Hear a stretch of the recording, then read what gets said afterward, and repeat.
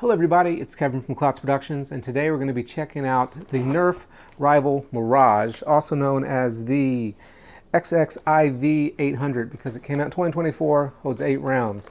Just taking a look at the box, we've got the blaster, of course. It comes with an 8-round magazine. Front it says, comes with the 10 Accu rounds there. It's 14 plus obviously, and taking a look on the back, this loads, 2 ways to load. We got one for the magazine and one from the top. It's kind of the gimmick for the blaster. It says large front sight, priming slide, trigger lock, 10 rounds obviously, the 8-round magazine, and tactical rails on the bottom. And apparently you have to wear cool shoes to play with this blaster. Anyway, let's go ahead and get it out of the box. Okay, so in the box we have the blaster itself, obviously. We've got the magazine that it goes with. Just go ahead and throw that in there. Narrow end goes to the front. Comes with 4, 5, 6, 7, 8, 10 rounds, like it said. And then obviously the instructions, if anybody ever wants to use those. So like I mentioned earlier on the box, the gimmick, as you would say for this one, or kind of the special feature, is that you can obviously load up the magazine itself. However, you can also load it from the top. You just slide them in up there, like you would a takedown or something, so you don't want to push them into the barrel, you want to push them straight down. And let's see how well that works. 8 rounds, doesn't seem to have any problem. Seems to work all right. And the rounds don't drop out. I'm going to do that either. First thing I want to check is magazine compatibility. So I'm going to go ahead and open these up, make sure there's no initial issues. Prime back, forward. It's a little stiff, but works. And I have several other magazines. So I've got 2 12-rounders here. These are the ones with and without the little stair step things on there. Not sure if you can see that or not. I have a Pathfinder magazine, I have a Finisher magazine, and I have a regular 7-round magazine. So let's put some rounds in a few of these, see what happens. Alright, so the 7-round regular magazine.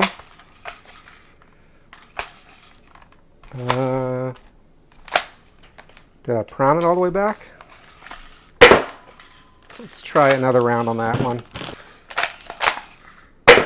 That seems to work fine. Got the Finisher magazine.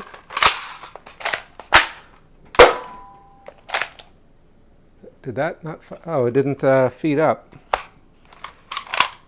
Doesn't look like the Finisher magazine feeds up. Try the stair-stepped 12-rounder. It's a little finicky. Let me try that one again.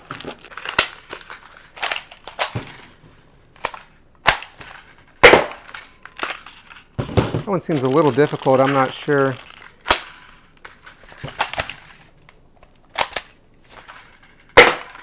It does work.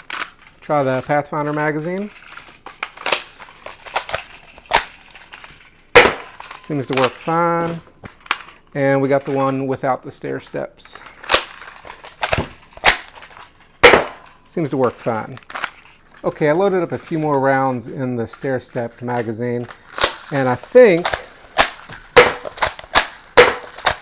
it works fine until you get to the last ball. Then it doesn't quite feed up correctly, but it does seem to work okay.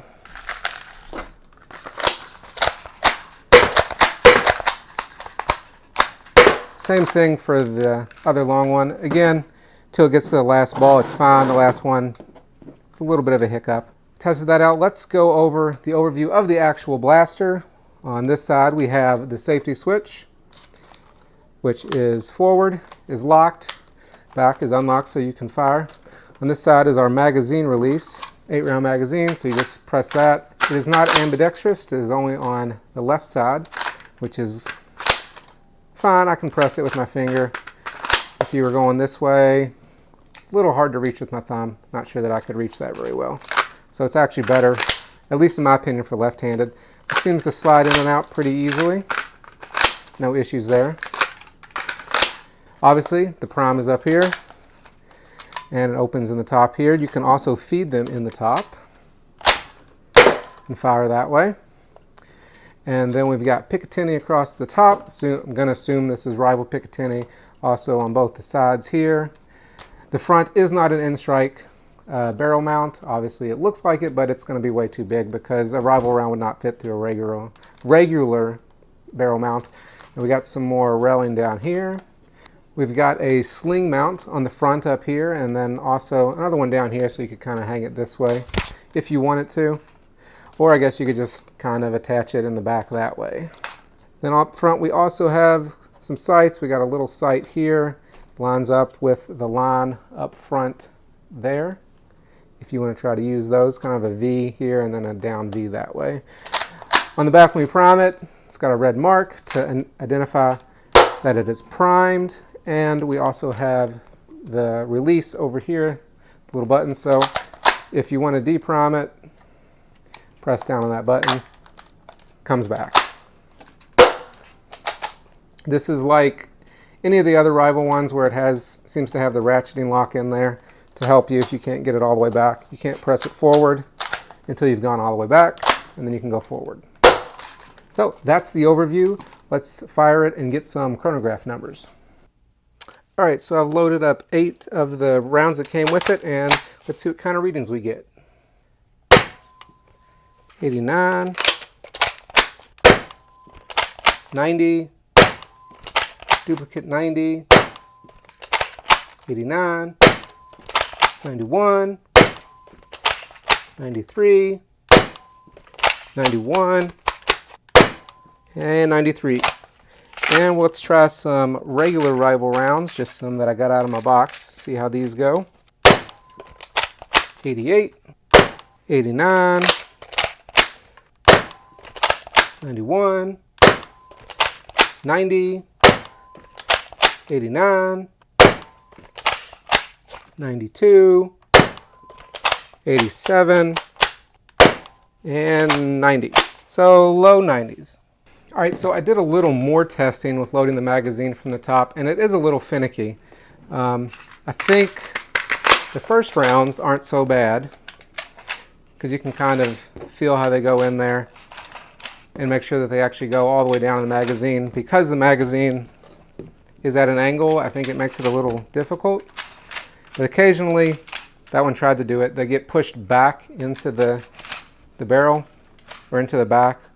Like that there, it's kind of halfway back. And then especially on the last one, you see how like I naturally double loaded 2 of those, which isn't what you want.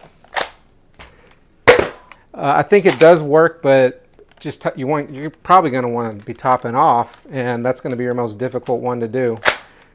So it is a little bit finicky, might not be the best way to reload. You may be better off just doing it normally. Okay, so I feel really silly after testing it even more.